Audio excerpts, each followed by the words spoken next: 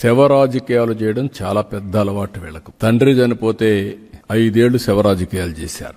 ఆ తర్వాత 30,000 మంది అనారోగ్యం పాలై నాసిరకం వస్తే కనికరం లేకుండా ప్రవర్తించారు. జంగారెడ్డిగూడెంలో 27 మంది చనిపోతే ఎంక్వైరీ చేయాల, టెస్ట్ చేయాల, పోస్ట్ మార్టం చేయాల. అంటే ఒక బాధ్యతారాహిత్యంగా చేసి దాన్ని కూడా శవరాజకీయాలు చేసే పరిస్థితికి వచ్చారు. ఇప్పుడు ఇది జరిగితే ఎక్కడెక్కడ చనిపోయినట్టన్ని ట్యాగ్ చేసి ఆ బ్లూ మీడియా, సోషల్ మీడియాలో పెట్టి దీనివల్ల చనిపోయారని దీన్ని కూడా పెట్టే పరిస్థితికి వచ్చేసారు. అంటే ఒక పానిక్ రియాక్షన్ క్రియేట్ చేయాలి, రాష్ట్రంలో ఒక అలజడి రావాలి, అశాంతి రావాలి, దాని మీద వీళ్ళు రాజకీయం చేయాలి, శవ రాజకీయాలు చేయాలి. ఈ శవ రాజకీయాలు ఎంతవరకు పోతున్నాయంటే వీళ్లే ఈ రోజు మళ్ళీ సిబిఐ ఎంక్వైరీ కావాలంట. సిబిఐ ఎంక్వైరీ అంటే 15 ఏళ్లు, లాస్ట్ టైం 11 కేసులు ఉన్నాయి కదా, కాలక్షేపం చేయొచ్చు. అది వీళ్ళ యొక్క ఆలోచన విధానం.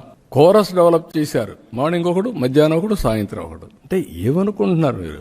ఆ ఆటలు సాగని అని చెప్పి మరొకసారి హెచ్చరిస్తూ ఈ రోజు అందరికీ విజ్ఞప్తి చేస్తున్న ప్రజలందరికీ, ఈ ప్రభుత్వం మీ ఆస్పిరేషన్స్ ప్రకారం మీకోసం పనిచేసే ప్రభుత్వం. తప్పు ఎవరు చేసినా ఎవరిని వదిలిపెట్టాం. మన అనే తారతమ్యం కూడా ఉండదు. టోటల్ గా ఎవరైనా ఇలాంటి తప్పుడు ప్రచారం చేసినా వాళ్ళ ఆటలు కూడా సాగవు. వాస్తవం ఉంటే చెప్పండి, నేను బెల్ట్ తీస్తా. మీరు కావాలంటే ఫేక్ న్యూస్ పెడితే మీకు కూడా అదే గతి. Credibility of government is very very important.